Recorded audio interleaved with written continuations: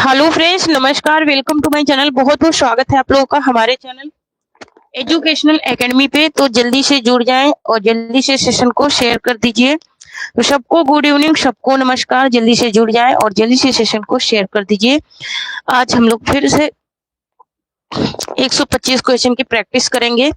तो थोड़ा सा विलंब हुआ है, 6:30 की जगह पे आप लोगों की क्लास लेट हो गई है, ठीक है। तो चलिए, कोई बात नहीं, स्टार्ट करते हैं आज का सेशन। तो जल्दी से जुड़ जाएं और जल्दी से सेशन को शेयर कर दीजिए। तो हम लोग स्टार्ट करते हैं आज का सेशन।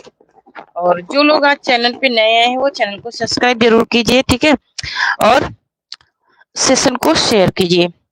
तो चलिए, सबको गुड इवनिंग, सबको नमस्कार। आज का हमारा पहला क्वेश्चन है कि निम्नलिखित में से कौन गौड़ी संप्रदाय के संस्थापक हैं? हित हरिवंश हैं, चैतन्य महाप्रभु हैं, हरिदास, निरंजनी या फिर लाल दास हैं? तो यहाँ पर इसका राइट आंसर क्या हो जाएगा? ऑप्शन नंबर बी हो जाएगा, चैतन्य महाप्रभु हैं गौड़ी संप्रदाय के संस्थापक। मोस्ट इंपोर्टेंट क्वेश्चन है। नेक्स्ट देख लेते हैं। नेक्स्ट है कि प्रयाग से प्रकाशित होने वाले हिंदी मासिक पत्र प्रदीप के संस्थापक कौन है? महावीर प्रसाद द्विवेदी हैं, राजा शिव प्रसाद सितारे हिंद हैं, या फिर बालकृष्ण भट्ट हैं, या फिर प्रताप नारायण मिश्र हैं? तो मासिक पत्र है और क्या है? प्रदीप है। पत्र का नाम क्या है? प्रदीप। तो प्रदीप के कौन थे? वो थे Balkrishna Bhatt. Option number C right हो जाएगा। नेक्स्ट देख लेते हैं। नेक्स्ट है कि 12 बरस लो कुकुर जीवे, अरु 13 लो जिए सियार, और बरस 18 छत्री जीवे, आगे जीवन को धिक्कार। ये पंक्तियां किसकी हैं? ये पूछ रहा है। खुमार रासों से ली गई हैं, पृथ्वीराज रासों से, या फिर हमीर रासों से, या फिर परमाल रासों से? तो यहाँ पर इसका राइट आंसर क्या हो जाएगा? क्वेश्चन नंबर 3 का राइट आंसर हो जाएगा ऑप्शन नंबर डी। ये परमाल रासों से ली गई है, क्योंकि ये आला खंड की पंक्तियां हैं, आला उदल की ये पंक्तियां हैं। सॉरी। नेक्स्ट देख लेते हैं। नेक्स्ट है कि किस लेखिका ने पशु पक्षियों पर केंद्रित रचना की है? महादेवी वर्मा ने, सुभद्रा कुमारी चौहान ने, होमवती देवी ने, या फिर सत्यवती मलिक ने? किसने किया है पशु पक्षियों पर रचना? तो ये करने वाली है महादेवी वर्मा। ऑप्शन नंबर ए यहाँ पर राइट हो जाएगा। ये महादेवी वर्मा का रेखा चित्र है मेरा परिवार। इसमें इन्होंने पशु पक्षियों का चित्रण किया है। किसमें? मेरा परिवार में। और ये इनकी जो विधा है लेखन की वो है रेखा चित्र में। इन्होंने अपने मेरा परिवार संकलन में इन्होंने पशु पक्षियों का वर्णन किया है। नेक्स्ट देख लेते हैं। नेक्स्ट है कि डीएवी स्कूल और डीएवी कॉलेज की स्थापना किसने की है? सनातन धर्म सभा ने, आर्य समाज ने, नगरी पचाड़ी सभा ने, या फिर हिंदी साहित्य सम्मेलन ने? किसने किया है ये बात पूछी जा रही है। तो यहाँ पर इसका राइट आंसर क्या हो जाएगा?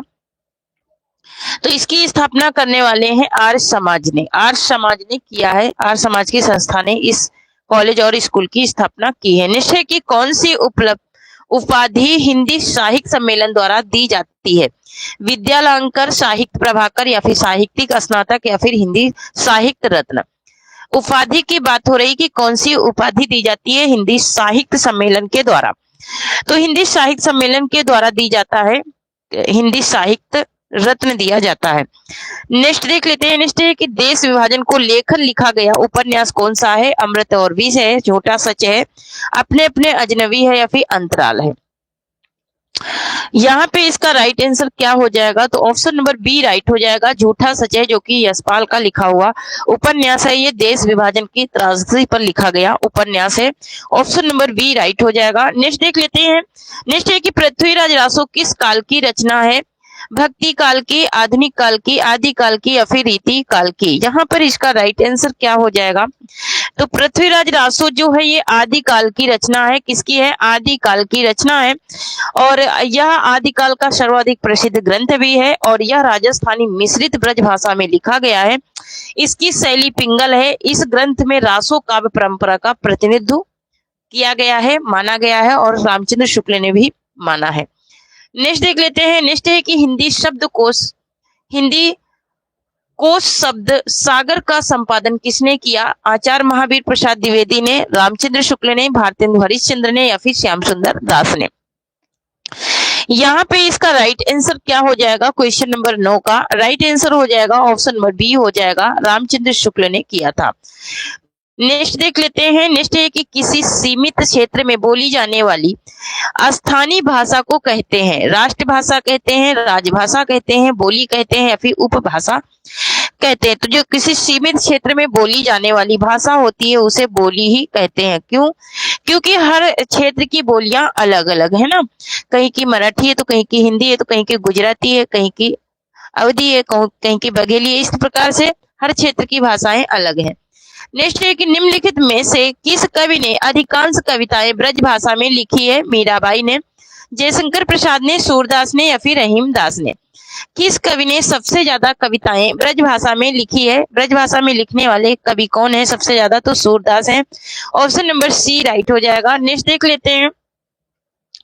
नेक्स्ट है कि हिंदी का संबंध किससे है? हिंदी का संबंध है जो वो किस भाषा से है ये पूछ रहा है। सौरसैनी अपभ्रंश से, अपभ्रंश से, पश्चिमी प्रकट से या फिर प्रकट से। हिंदी का संबंध पूछ रहा है कि किससे है, तो हिंदी का जो संबंध है वो किससे है? सौरसैनी अपभ्रंश से है। ऑप्शन नंबर ए राइट हो जाएगा। नेक्स्ट देख लेते हैं। नेक्स्ट है कि किस भाषा में साहित्य की रचना नहीं होती है? राष्ट्रभाषा में, उपभाषा में, राजभाषा में या फिर बोली में। यहाँ पर साहित्य की रचना किस में नहीं होती है, किस भाषा में नहीं होती है, ये बात पूछी जा रही है। तो ये बोली में नहीं होती है। ऑप्शन नंबर डी राइट हो जाएगा। नेक्स्ट है कि नीचे लिखी कौन सी भाषा बोली है? छत्तीसगढ़ी, खड़ी बोली, अंग्रेजी या फिर संस्कृत। यहाँ पर बोली की बात हो रही है तो यहाँ पर कौन सी बोली है ये बात पूछ रहा है। तो यहाँ पर जो बोली है वो है छत्तीसगढ़ी। छत्तीसगढ़ी किस में आता है? बोली में आता है। भाषा बोली में है ना, तो ये बोली में। नेक्स्ट है कि हरियाणा, हिमाचल प्रदेश आदि उत्तरी राज्यों के निवासियों और हरियाणा, हिमाचल प्रदेश आदि उत्तरी राज्यों के निवासियों और महाराष्ट्र, आंध्र प्रदेश, कर्नाटक आदि राज्यों के निवासियों के बीच आज हिंदी किस भाषा की भूमिका निभा रही है? मातृभाषा की, संपर्क भाषा की, व्यावसायिक भाषा की या फिर मौखिक व्यवहार की भाषा की। यहाँ पे इसका राइट आंसर क्या हो जाएगा, है ना। तो यहाँ पर देखिए हमने कई भाषाओं के बारे में जान लिया। एक तो हरियाणा के बारे में, दूसरा हिमाचल प्रदेश के बारे में, हिमाचल प्रदेश के जो उत्तरी राज्य हैं उनके बारे की भाषा, उनकी भाषा के बारे में, महाराष्ट्र और आंध्र प्रदेश, कर्नाटक, है ना। जब कई भाषाएं एक साथ मिल जाती है तो क्या भाषा, वो भाषा क्या कहलाती है? संपर्क भाषा कहलाती है ना। एक दूसरे से क्या हो गई है? जुड़ गई है ना। तो जब भाषाएं एक दूसरे से जुड़ जाती हैं तो ये संपर्क भाषाएं कहलाती हैं। नेक्स्ट देख लेते हैं। नेक्स्ट है कि विद्यापति की पदावली की भाषा है। विद्यापति की पदावली की भाषा क्या है? संस्कृति है, पाली है, मैथिली है या फिर अवहट है। तो विद्यापति की जो पदावली की भाषा है वो मैथिली में इन्होंने लिखा है। ऑप्शन नंबर सी राइट हो जाएगा। नेक्स्ट देख लेते हैं। हिंदी प्रसार के संदर्भ में निम्नलिखित प्रमुख संस्थाओं का कालक्रम के अनुसार सही अनुक्रम कौन सा, है ना। तो इनका सही अनुक्रम बताना है, संस्था का सही अनुक्रम बताना है। तो यहाँ पर देख लेते हैं सही अनुक्रम क्या हो जाएगा। तो यहाँ पर हम अनुक्रम लगा लेते हैं किससे? प्रकाशन वर्ष से। तो नगरी प्रचारित सभा काशी ये कब हुआ था? ये आया था 1993 में। कब आया था? 1893 में। कब आया था ये? नगरी प्रचारी कब आई थी? ये 1893 में। कब आया? 1893 में। उसके बाद हिंदी साहित्य सम्मेलन प्रयाग 1910 में।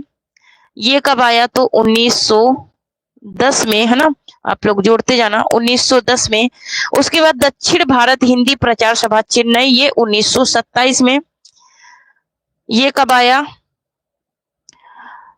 तो ये आया दक्षिण भारत हिंदी प्रचार सभा 1900। कब आया ये आया 1927 में। कब आया? 1927 में।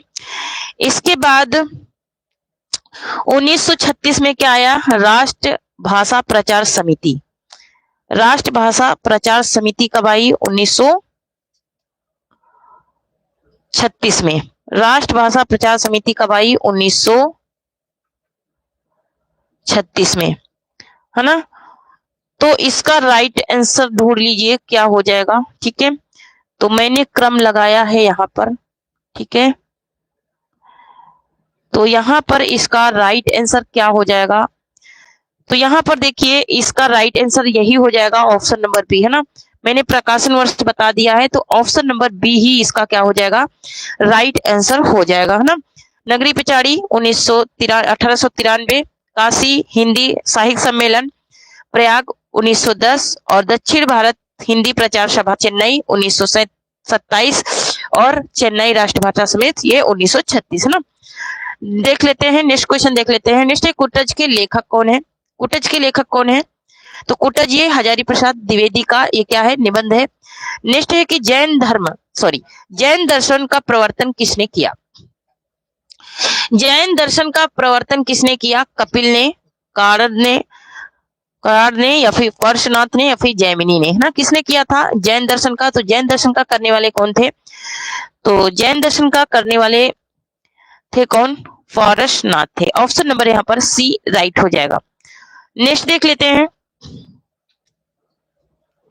नेक्स्ट है कि निम्नलिखित संप्रदायों के प्रवर्तकों संस्थापकों के सही नामों का सुमेल कीजिए, है ना। यहाँ पर सही नाम का क्या करना है? सुमेल करना है, ठीक है। तो यहाँ पर देख लीजिए, एक तरफ क्या है? संप्रदाय है ना, और दूसरी तरफ क्या है? दूसरी तरफ क्या है? इनके संस्थापक है ना। तो श्री संप्रदाय किसका है? थोड़ा सा यहाँ पर हमको छोटा ही करना पड़ेगा, है ना। तो श्री संप्रदाय किसका है?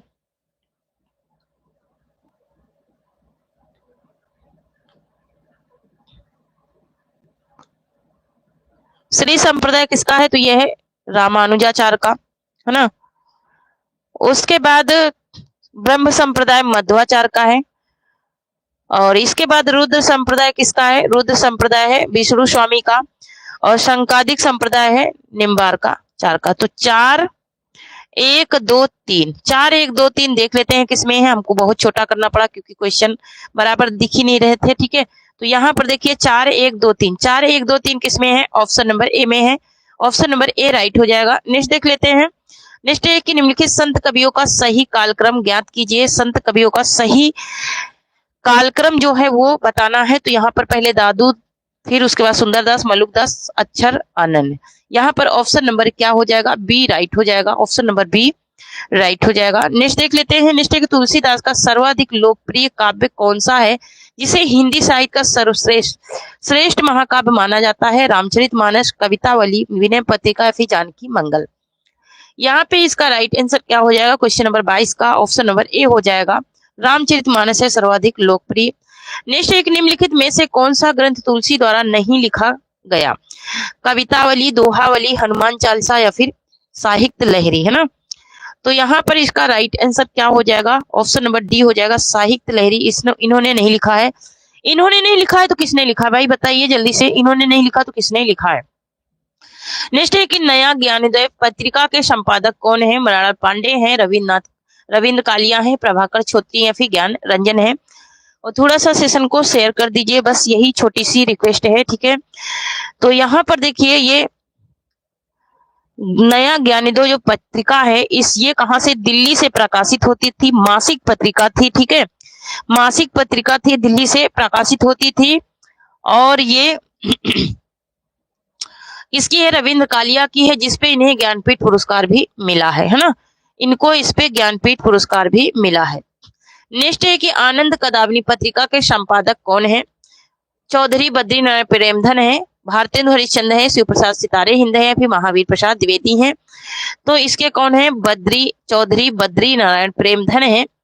आनंद कदावनी इनकी ये पत्रिका है। इनकी पत्रिका 1881 में, कब? 1881 में मिर्जापुर से निकली थी, ठीक है। मिर्जापुर से इन्होंने संपादन किया था इसका। और ये मासिक पत्रिका है। कैसी पत्रिका है? मासिक पत्रिका है, महीने में एक बार ये निकालते थे। नेक्स्ट देख लेते हैं। नेक्स्ट है कि रामचरितमानस में किस रस की प्रधानता है? सॉरी, ये मासिक नहीं, ये साप्ताहिक है। कौन सी है ये?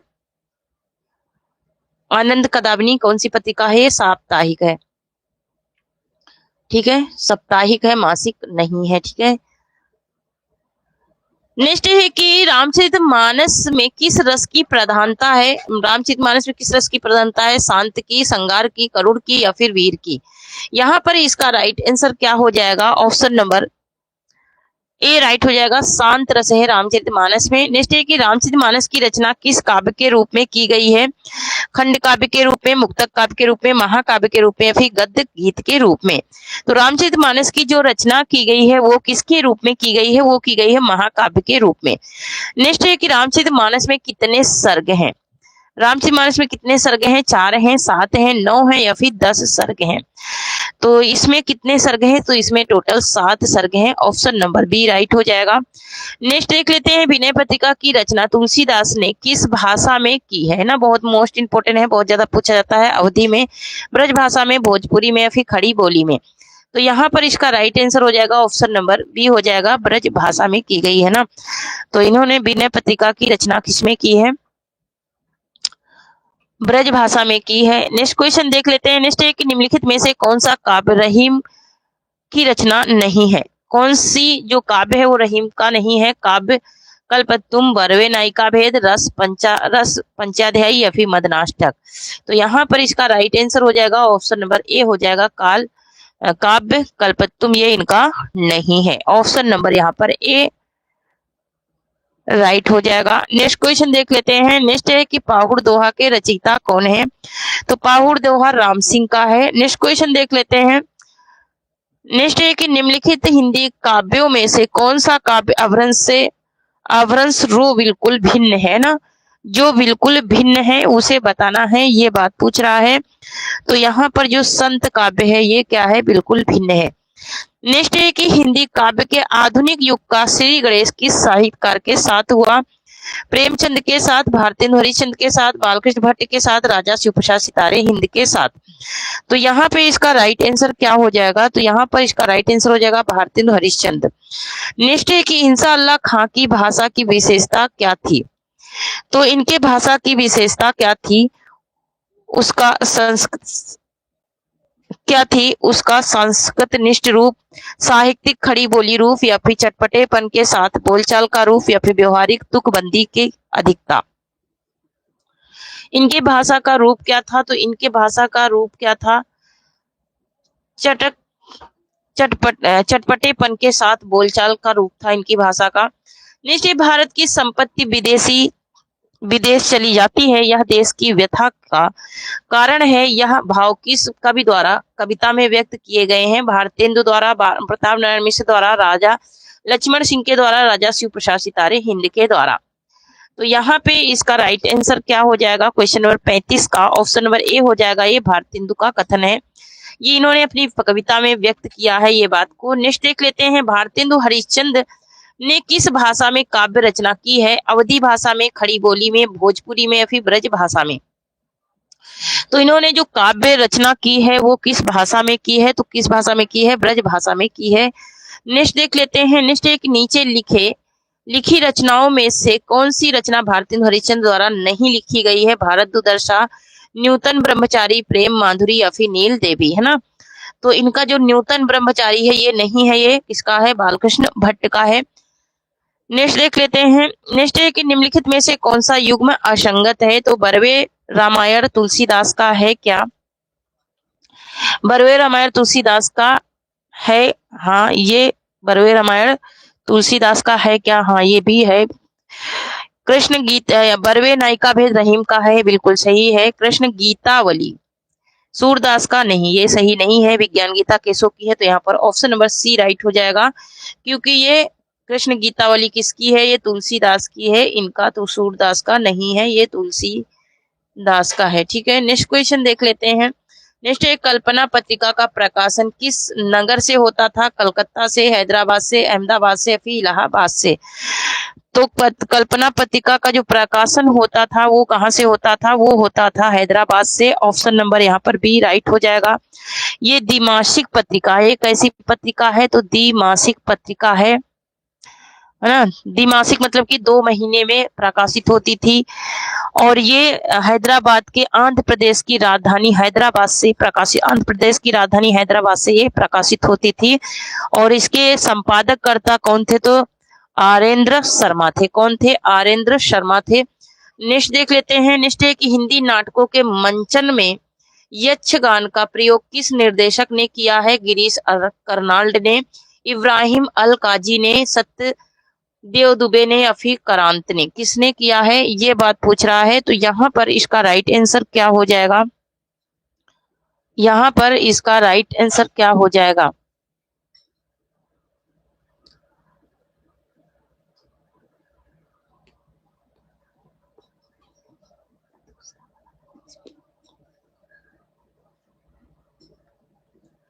तो जल्दी से बताएं यहाँ पे इसका राइट आंसर क्या हो जाएगा।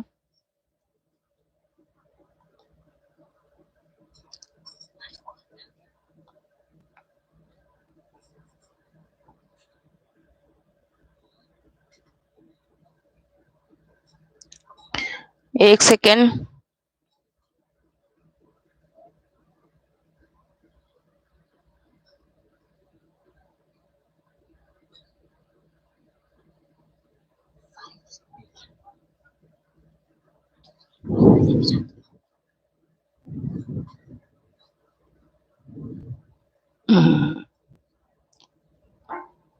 एक सेकेंड। हाँ,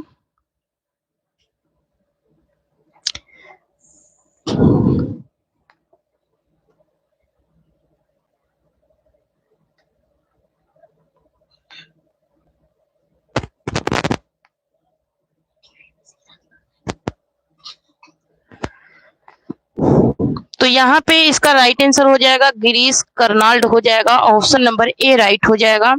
तो यक्षगान का प्रयोग किस निर्देशक ने किया था? तो गिरीश कर्नाल्ड ने किया था। नेक्स्ट क्वेश्चन देख लेते हैं। नेक्स्ट है, आगे की कौन सी रचना यात्रा पर आधारित है? एक बूंद सहसा उछली, आत्मने पद, या फिर बावरा अहेरी, या फिर जयडोल।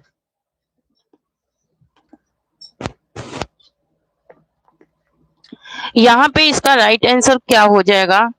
तो आगे की जो रचना है जिसपे यात्रा पर आधारित है वो कौन सी रचना है? वो है एक बूंद सहसा उछली।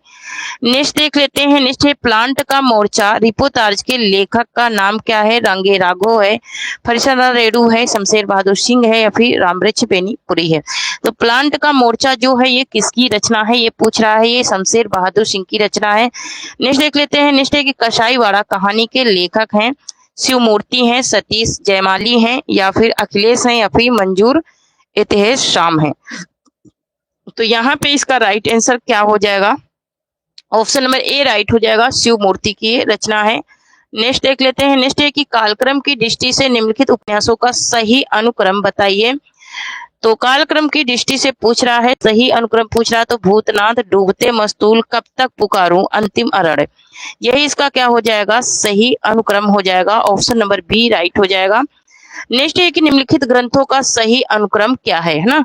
ग्रंथों का सही अनुक्रम पूछ रहा है। तो सही अनुक्रम, नई कविता के प्रतिमान, कामायनी, एक पुनर्विचार, कविता के नए प्रतिमान, छायावाद का पतन, यही इसका क्या हो जाएगा? राइट आंसर हो जाएगा। ऑप्शन नंबर ए राइट हो जाएगा। नेक्स्ट है कि निम्नलिखित आलोचकों तथा उनकी कृतियों का सुमेल कीजिए, है ना? एक तरफ आलोचक हैं, दूसरी तरफ क्या है? कृति हैं। तो उनका क्या करना है? सुमेल करना है। तो यहाँ पर देखते हैं, इसका सुमेल कर लेते हैं। तो यहाँ पर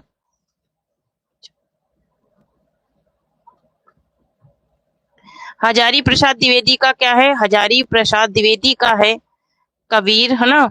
डॉक्टर नागेंद्र का क्या है? डॉक्टर नागेंद्र का है रस सिद्धांत।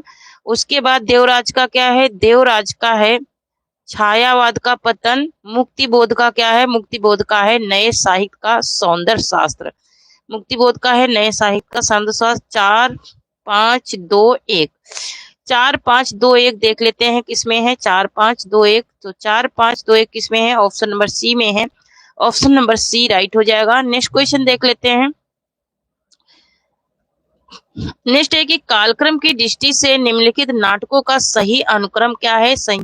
यहाँ पर नाटकों का सही अनुक्रम पूछ रहा है कि सही अनुक्रम क्या है? संयोक्ता स्वयंवर, चंद्रगुप्त, सिंदूर की होली, कोणार्क, यही इसका सही अनुक्रम हो जाएगा। ठीक है, ऑप्शन नंबर ए इसका सही अनुक्रम हो जाएगा। संयोक्ता स्वयंवर, चंद्रगुप्त, सिंदूर की होली और कोणार्क।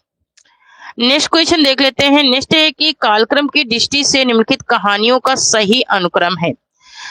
तो यहाँ पर कहानियों का सही अनुक्रम बताना है। तो यहाँ पर देखिए, उसने कहा था कफन, खोज, यही सच है, यही इसका क्या हो जाएगा? राइट आंसर हो जाएगा। ऑप्शन नंबर सी राइट हो जाएगा। उसने कहा था कफन, खोज, यही सच है, ये कहानियों का अनुक्रम सही है। नेक्स्ट देख लेते हैं। नेक्स्ट, निम्नलिखित हिंदी साहित्य लेखकों का कालक्रम सही अनुक्रम कौन सा होगा? कालक्रम के अनुसार सही अनुक्रम क्या होगा ये पूछ रहा है। तो यहाँ पर इसका सही अनुक्रम बताना है तो मिश्र बंधु, रामचंद्र शुक्ल, रामकुमार वर्मा, रामस्वरूप चतुर्वेदी। ऑप्शन नंबर यहाँ पर डी राइट हो जाएगा। क्या राइट हो जाएगा? ऑप्शन नंबर डी राइट हो जाएगा। नेक्स्ट है कि निम्नलिखित काव्य शास्त्रीय ग्रंथों का सही अनुक्रम कौन सा है? काव्य शास्त्री जो ग्रंथ हैं उनका सही अनुक्रम पूछ रहा है। सही अनुक्रम इसका क्या है? तो यहाँ पर देख लेते हैं, साहित्य दर्पण, काव्यानुशासन, रस मंजरी, रस गंगाधर, यही इसका क्या हो जाएगा? सही अनुक्रम हो जाएगा। दूसरे ऑप्शन में जाने की जरूरत ही नहीं है। नेक्स्ट देख लेते हैं। नेक्स्ट है कि निम्नलिखित में से सही कृति का कालक्रम कौन सा है? सही कृति का कालक्रम पूछ रहा है। तो यहाँ पर ऑप्शन नंबर देख लेते हैं, सुखमय जीवन, दो बांके, सारथी ठुमरी, यही इसका क्या हो जाएगा? सही अनुक्रम हो जाएगा। नेक्स्ट देख लेते हैं। नेक्स्ट है कि अंधा युग किसकी रचना है? अंधा युग जो है ये किसकी रचना है? ये धर्मवीर भारती की रचना है। अंधा युग जो है ये धर्मवीर भारती की रचना है। नेक्स्ट क्वेश्चन देखते हैं। नेक्स्ट है कि कुटज के लेखक कौन है? दो बार रिपीट हो चुका है। हजारी प्रसाद द्विवेदी का ये निबंध है। नेक्स्ट देख लेते हैं। नेक्स्ट है कि निम्नलिखित में से कौन सी रचना अमरकांत की है? कौन सी रचना है जो अमरकांत की है? ये बात पूछ रहा है। तो अमरकांत की रचना है जिंदगी और जोंक। ऑप्शन नंबर बी राइट हो जाएगा। नेक्स्ट क्वेश्चन है कि तुम विद्युत बन जाओ पाहुन मेरे नैनन पर पग धर धर, पंक्ति किसकी है? बहुत ही सुंदर पंक्तियां हैं। तुम विद्युत बन जाओ पाहुन मेरे नैनों पर पग धर धर, महादेवी वर्मा की हैं, मीराबाई की हैं, नरेश मेहता की हैं, फिर लीलाधर जगोड़ी की हैं। ये पंक्तियां किसकी हैं? ये बात पूछ रहा है। तो ये पंक्तियां हैं किसकी? महादेवी वर्मा की हैं। ऑप्शन नंबर ए राइट हो जाएगा। नेक्स्ट है कि रसनिधि का वास्तविक नाम क्या है? तो रसनिधि का वास्तविक नाम पूछ रहा है। रसनिधि का वास्तविक नाम है Prithvi Singh. Option number C right होगा। मोस्ट इंपोर्टेंट क्वेश्चन है, बिहारी के आश्रयदाता का क्या नाम था? बिहारी के आश्रयदाता का क्या नाम था? ये बात पूछ रहा है। बिहारी के आश्रयदाता का नाम था जय सिंह। नेक्स्ट क्वेश्चन देख लेते हैं, पद्माकर का जन्म कहाँ हुआ? पद्माकर का जन्म कहाँ हुआ था? ये बात पूछ रहा है। संवत 1810 ईस्वी में पद्माकर का जन्म हुआ। नेक्स्ट क्वेश्चन है, रीतिकाल में किस कवि को एक दोहे के लिए एक असरफी मिलती थी? एक दोहे के लिए एक असरफी किसको मिलती थी? ये पूछा जा रहा है। तो यहाँ पर बिहारी को एक दोहे के लिए एक असरफी मिलती थी। नेक्स्ट है कि पद्माकर की मृत्यु कब हुई थी? पद्माकर की मृत्यु जो हुई थी वो कब हुई थी? ये बात पूछ रहा है। पद्माकर की मृत्यु हुई थी संवत 1890 में। नेक्स्ट क्वेश्चन है कि लक्षण ग्रंथों का निर्माण साहित्य के किस काल में हुआ? है ना, लक्षण ग्रंथों का निर्माण, है ना। तो लक्षण ग्रंथ किस में लिखे गए? रीति काल में, है ना। तो रीति काल में हुआ। नेक्स्ट देख लेते हैं, पद्माकर की मृत्यु कौन से स्थान पर हुई? पद्माकर की जो मृत्यु हुई थी वो किस स्थान पे हुई थी? ये पूछ रहा है। तो इनकी मृत्यु हुई थी कानपुर में। नेक्स्ट देख लेते हैं। नेक्स्ट है कि रीति काल के लक्षण ग्रंथों का निर्माण किसके आधार पर हुआ? इनके लक्षण ग्रंथों का जो निर्माण हुआ वो किसके आधार पे हुआ? ये संस्कृत ग्रंथों के आधार पर हुआ था। नेक्स्ट देख लेते हैं। नेक्स्ट है कि रीतिकाल के अंतिम प्रसिद्ध आचार्य कौन है? अंतिम पूछ रहा है कि अंतिम प्रसिद्ध आचार्य जो है वो कौन से हैं? ये बात पूछ रहा है। तो वो है भिखारी दास। ऑप्शन नंबर डी राइट हो जाएगा। नेक्स्ट है कि रीतिकाल के अंतिम प्रसिद्ध कवि हैं। रीतिकाल के अंतिम प्रसिद्ध कवि कौन से हैं? वहां पर आचार्य की बात हुई थी, यहाँ पर कवि की बात हो रही। तो अंतिम आचार्य कवि है Padmakar. Option number D right हो जाएगा। नेक्स्ट है कि वारेन हस्टिंग का सार कहानी के रचयिता कौन है? ना, न जाने कितने बार ये क्वेश्चन तुम लोगों को पढ़ा चुकी हूँ। तो ये किसकी रचना है? ये पूछ रहा है। ये रचना है उदय प्रकाश की। नेक्स्ट क्वेश्चन है कि सुधीर घोषाल, सुधीर घोषाल कहानी के रचयिता हैं। सुधीर घोषाल कहानी के रचयिता कौन है? ये बात पूछ रहा है। काशीनाथ सिंह की ये कहानी है। नेक्स्ट क्वेश्चन है कि आटे का सिपाही कहानी के लेखक हैं। आटे का सिपाही कहानी के लेखक कौन है? ये बात पूछ रहा है। तो वो है कौन? आनंद प्रकाश जैन है। नेक्स्ट क्वेश्चन देख लेते हैं, दादी माँ कहानी के रचयिता हैं। दादी माँ किसकी कहानी है? अब कॉमन सेंस लगाइए कि इस प्रकार की कहानियां किसने लिखा है? शिव प्रसाद सिंह ने। नेक्स्ट क्वेश्चन है कि पुल टूटता हुआ कहानी किसकी है? पुल टूटता हुआ पुल टूटता हुआ ये बद्री उज्जिमा की कहानी है। नेक्स्ट क्वेश्चन है कि अमृतसर आ गया कहानी के रचयिता हैं। अमृतसर आ गया, अमृतसर आ गया ये किसकी कहानी है? भीष्म साहनी की कहानी है। नेक्स्ट देख लेते हैं। नेक्स्ट है कि तस्बीह एवं तमाशा तथा अन्य कहानियों के रचयिता हैं।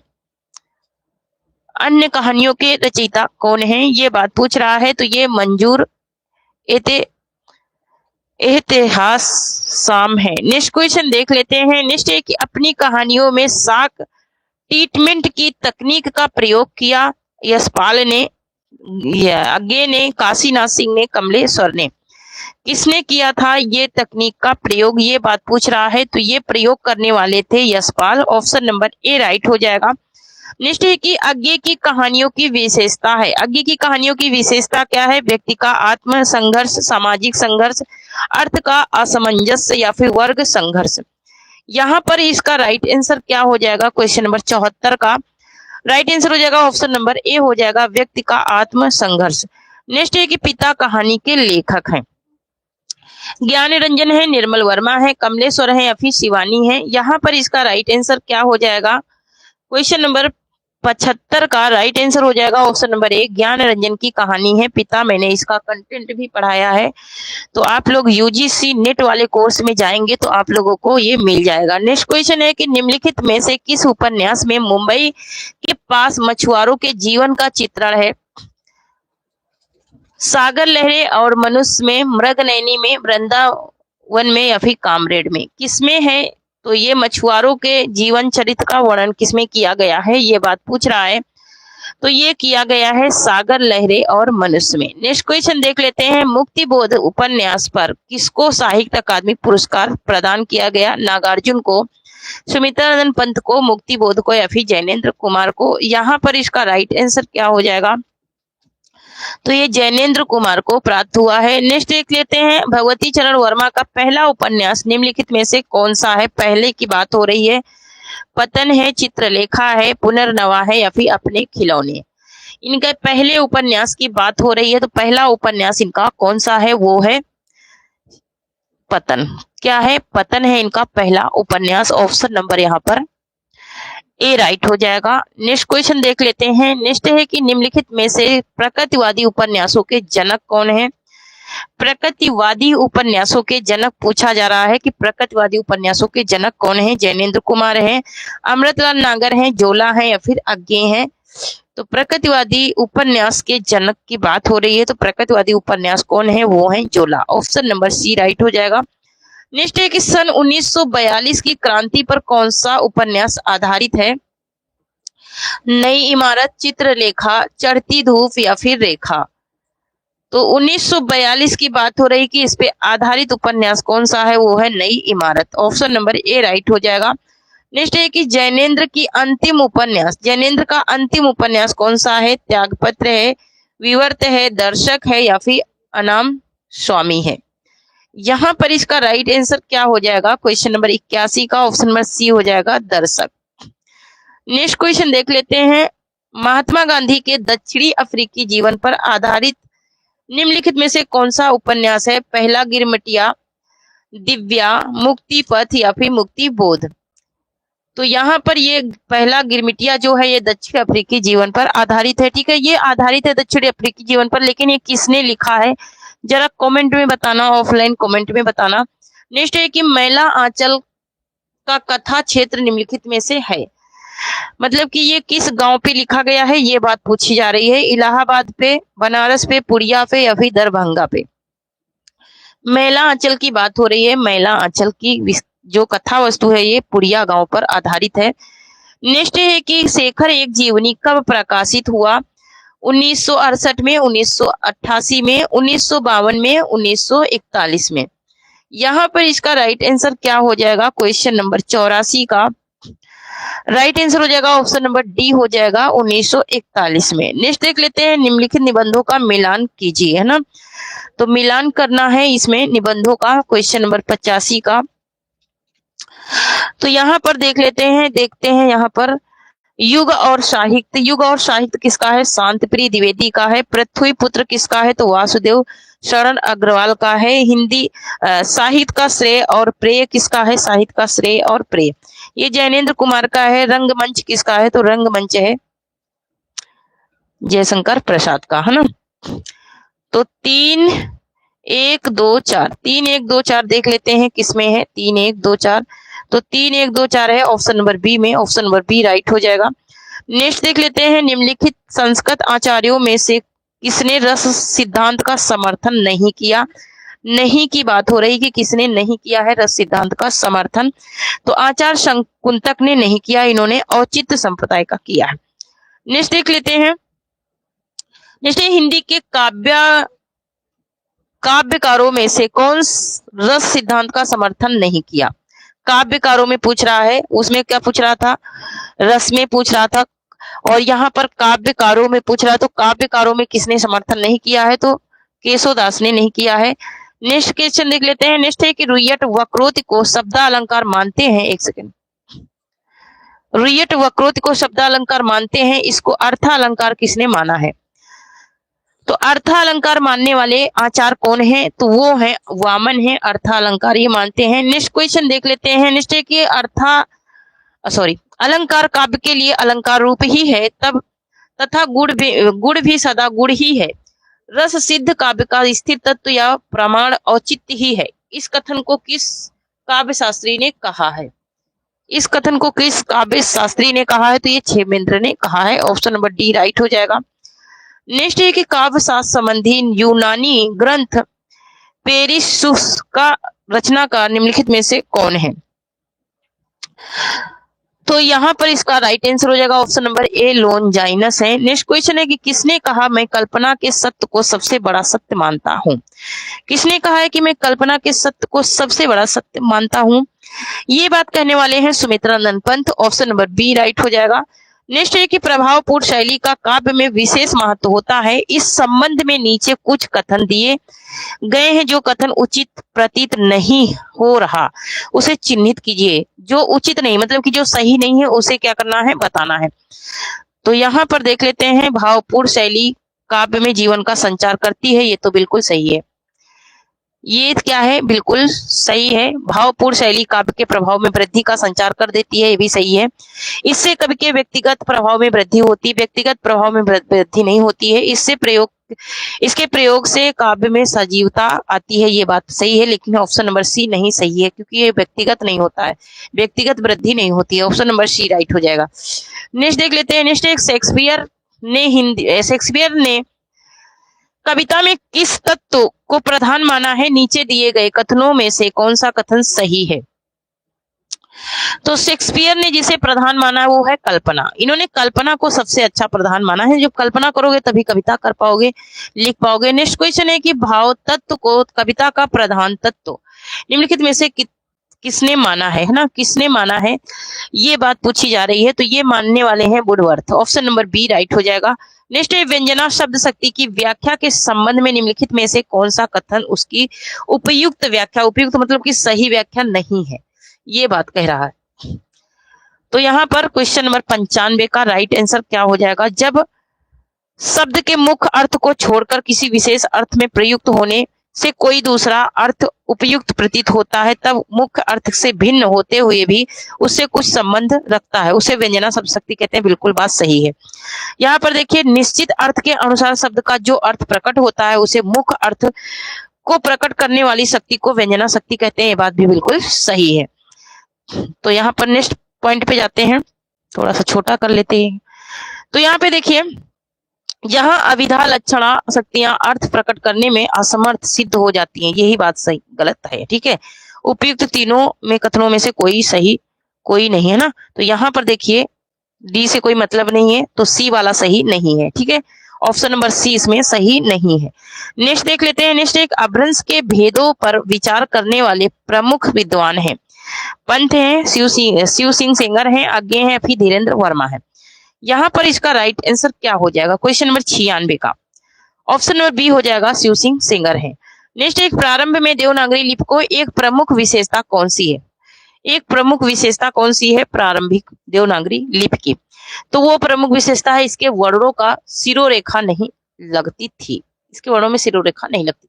पाली को कहा जाता था, पाली को क्या कहा जाता था ये पूछ रहा है, तो पाली को कहा जाता था प्रथम प्रकट। नेक्स्ट क्वेश्चन देख लेते हैं। नेक्स्ट है हिंदी भाषा की शुरुआत हुई, हिंदी भाषा की शुरुआत कौन सी सदी में हुई ये बात पूछ रहा है, तो ये हुई थी 11वीं सदी से। नेक्स्ट क्वेश्चन देख लेते हैं, हिंदी नाटकों के मंचन में यक्षगान का प्रयोग किस निर्देशक ने किया, वापिस से रिपीट हुआ है, गिरीश कर्नाल्ड ने किया। नेक्स्ट है कि नील परिधान बीच सुकुमार खिला मृदुल अधखिला अंग, अधखुला अंग खिला जो जो बिजली बिजली का फूल मेघ बन बीच गुलाबी रंग, इन पंक्तियों में कौन सा अलंकार है।